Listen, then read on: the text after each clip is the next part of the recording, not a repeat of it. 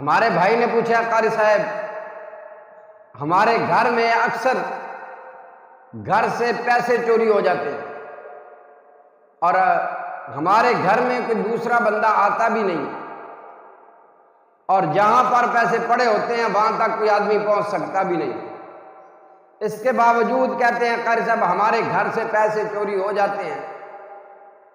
تو ہمیں یہ کسی نے بتایا کہ یہ جنات شیاطین پیسے چوری کرتے ہیں۔ کہتے ہیں قاری صاحب کیا واقعہ نہیں ایسا ہے کہ یہ جنات پیسے چوری کر لیتے ہیں؟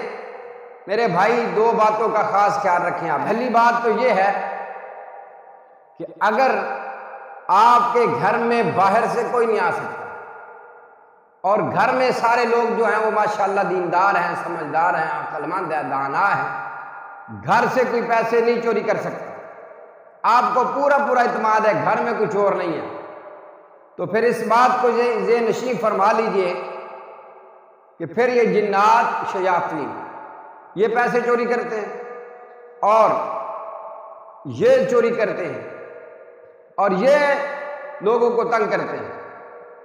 اور پھر کئی مرتبہ ہم نے دیکھا ہمارے بھائی کال کر کے کہتے ہیں قاری صاحب پیسے چوری ہو گئے ہیں، تو ہمیں سب گھر والوں کو فلاں بندے پر شک ہے، یہ بھی جنات کا کام ہے، یہ بھی شیاطین کا کام ہے، وہ انہوں نے پیسے چوری کیے اور آپ کے ذہن میں ایسا جو گھر میں جس کی عزت ہو، جس کا احترام ہو، اس کے متعلق آپ کے ذہن میں وسوسے ڈالتے ہیں کہ انہوں نے ایسے کیا ہوگا، انہوں نے ایسے، یہ سب کے سب شیاطین کے جنات کے وسوسے ہیں۔ اللہ تبارک و تعالی ہم سب کو ان سے محفوظ فرمائے۔ تو آگے کہتے ہیں قاری صاحب کیا اس کا کوئی حل بھی ہے؟ کوئی حل بھی ہے کہ آپ ہمیں بتا دیں کہ کیا کیا جائے تاکہ ہمارا نقصان نہ ہو؟ بالکل بہت اچھا حل ہے۔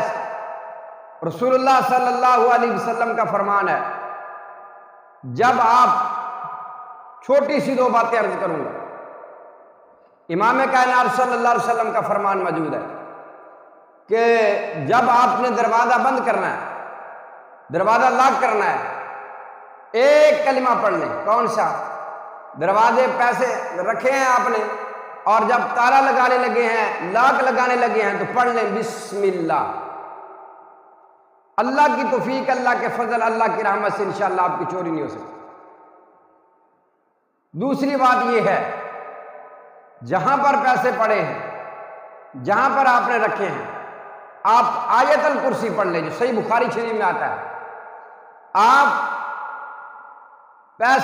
جب پیسے رکھنے لگے ہیں، کوئی بھی دنیا کی چیز رکھنے لگے ہیں، بسم اللہ پڑھ کے لاک کو بند کریں، جب رکھنے لگے ہیں اس پر آپ آیت الکرسی پڑھ لیں، اس پر آپ آیت الکرسی پڑھ کے پھر پیسے رکھیں، انشاءاللہ تعالی آپ کی کبھی زندگی میں چوری نہیں ہوگی۔